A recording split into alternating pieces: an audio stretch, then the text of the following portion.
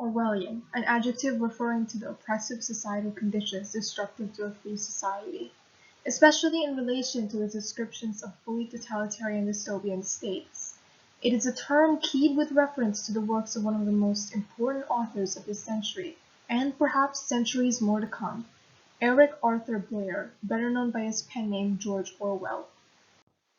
A man of many contradictions, with foresight and intelligence so beyond classification that many have thought him a time traveler, his novels, despite having been published nearly a century ago, continue to inspire political discourse to this day, serving as grim warnings for a totalitarian future. This presentation discusses why I believe Blair should be given the award of Person of the Year. Eric Arthur Blair was born in Motihari, Bihar, British India, on June 25, 1903, to a family described as a lower upper middle class. It was comprised of his mother, Ida Mabel Blair, who grew up in Moulmein, Burma, his father, Richard Blair, who worked in the opium department of the Indian Civil Service, and his two sisters, one 5 years older and another 5 years younger, Marjorie and Avril respectively. When Eric turned one, his mother took him and Marjorie to England. Blair later gained a scholarship to a boarding school via his family's social connections, and through his time there he learned of his family's poorer status and got a first taste of what he'd later say to be the pretentious, snobbish, pompous upperclassmen. Blair then obtained a scholarship to the esteemed Wellington, hated his time there, transferred to the also esteemed Eton, neglected his academics, and joined the imperial police due to his family being unable to further support him and his education because his poor grades could not get him another scholarship. Blair chose a posting in Burma, where he would gain the reputation as an outsider, and he spent most of his time alone, befriending the locals he presided over as much as one who oppressed them could, showcasing a, in the words of Eliza Maria Langford Ray, sense of utter fairness in minutest details. Feeling guilty of all he'd done to the innocent civilians, he resigned and eventually returned to England, intent to rid himself of his regrets and to become a writer. To improve his writing and expiate his guilty conscience, he traveled to the poorer parts of London and France, surrounding himself with the ordinary people, going so far as to clothe himself as a tramp and living in cheap lodging houses.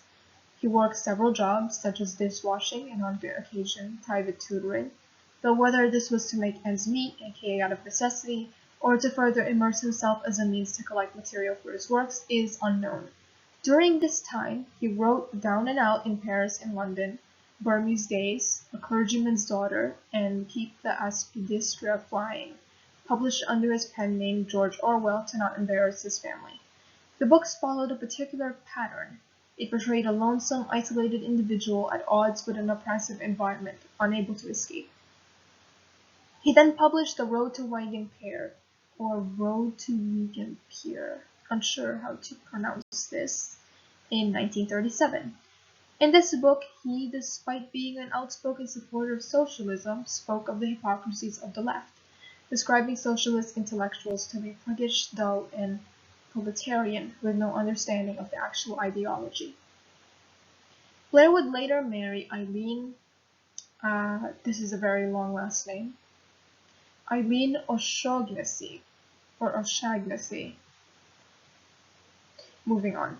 Then, shortly afterwards, during the print of The Road to Wigan Pier, he followed the developments of the political crisis in Spain and subsequently joined the Spanish Civil War on the Republican side.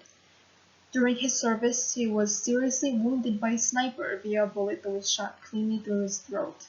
Due to fighting against the side of the communists, he was forced to lay low until he was recovered, living in paranoia that his standing in the war might be discovered, and then he fled for his life. The experience left him with a hatred for communism, as shown in his book published soon thereafter, Homage to Catalonia. Then, once more, despite his support of democratic socialism, Blair wrote Coming Up for Air, a book with a conservative tone published in 1939 that examined the threat of authoritarian fascist and socialist rules. None of those books quite made him famous, however. Only in 1944, in the midst of his battle with tuberculosis, was he ever recognized and made prosperous.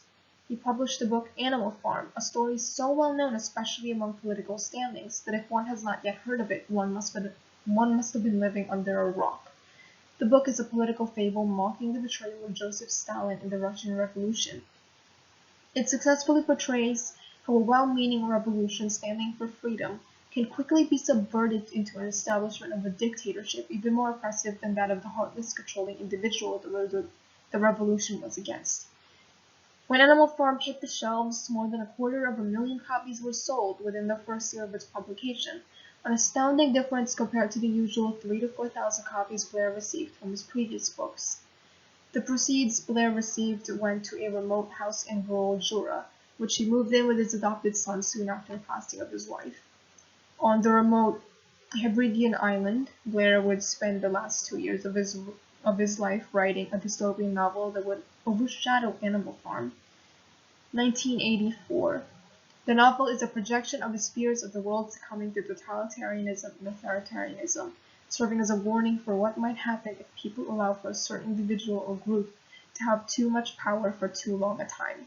1984 is considered such a great story because it describes political corruption to its logical, simplistic end, a longing for absolute power and nothing more.